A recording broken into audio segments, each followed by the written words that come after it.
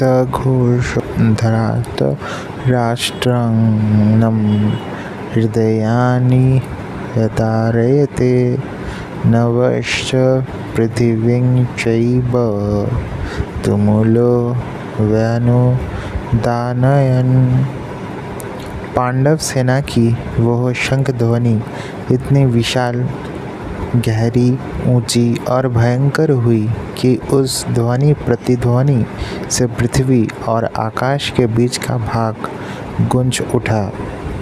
उस शब्द से अन्यायपूर्वक राज्य को हड़पने वालों के और उनकी सहायता के लिए उनके पक्ष में खड़े हुए राजाओं के हृदय विदीर्ण हो गए। तात्पर्य है कि हृदय को किसी अस्त्र शास्त्र विदीर्ण करने से जैसी पीड़ा होती है, वैसी ही पीड़ा उनके हृदय में शंख ध्वनि से हो गई।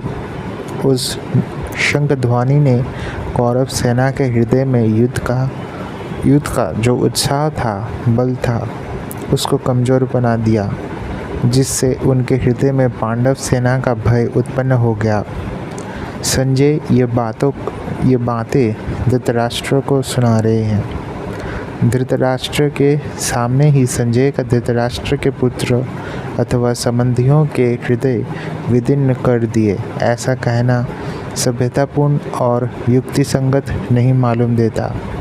इसलिए संजय को धृतराष्ट्रनम न कहकर ताओ की नानम, आपके पुत्र अथवा संबंधियों के, ऐसा कहना चाहिए था, क्योंकि ऐसा कहना ही सभ्यता है।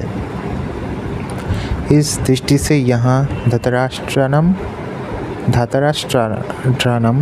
पद का अर्थ जिन्होंने अन्यायपूर्वक राज्य को धारण किया, ऐसा लेना ही युक्तिसंगत तथा सभ्यता पूर्ण मालूम देता है। अन्याय का पक्ष लेने से ही उनके हृदय विदीर्ण हो गए। इस दृष्टि से भी यह अर्थ लेना ही युक्तिसंगत मालूम देता है। यहाँ शंका होती है कि कौरवों की 11 अक्षौहिणी सोने के सेना के शंख आदि बाजे बजे तो उनके शब्द का पांडव सेना पर कुछ भी असर नहीं हुआ, पर पांडवों की 7 अक्षौहिणी सेना के शंख बजे तो उनके शब्द से कौरव सेना के हृदय विदीर्ण क्यों हो गए। इसका समाधान ये है कि जिनके हृदय में अधर्म, पाप, अन्याय नहीं है, अर्थात जो धर्मपूर्वक अपने कर्तव्य का पालन करते हैं, उनका हृदय मजबूत होता है। उनके हृदय में भय नहीं होता। न्याय का पक्ष होने से उनमें उत्साह होता है, शूरवीरता होती है। पांडवों ने वनवास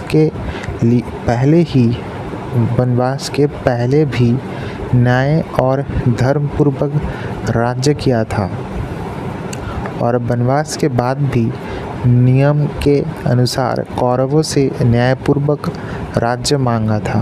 अतः उनके हृदय में भयभीत था, प्रत्युत उत्साह था, शूरवीरता थी। तात्पर्य है कि पांडवों का पक्ष धर्म का था। इस कारण कौरवों की 11 अक्षौहिणी सेना के बाजों के शब्द का पांडव सेना पर कोई असर नहीं हुआ, परंतु जो अधर्म, पाप, अन्याय आदि करते हैं, उनके हृदय स्वाभाविक ही कमज़ोर होते हैं।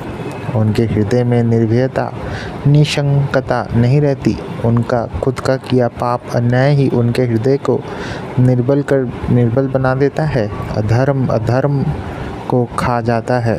दुर्योधन आदि ने पांडवों को अन्यायपूर्वक मारने का बहुत प्रयास किया था। उन्होंने छल कपट से अन्यायपूर्वक पांडवों का राज्य छीना था और उनको बहुत कष्ट दिए थे। इस कारण उनके हृदय कमज़ोर, निर्बल हो चुके थे। तात्पर्य है कि कौरवों का पक्ष अधर्म का था, इसलिए पांडवों की 7 अक्षौहिणी सेना की शंख ध्वनि से उनके हृदय विदीर्ण हो गए। उनमें बड़े जोर की पीड़ा हो गई।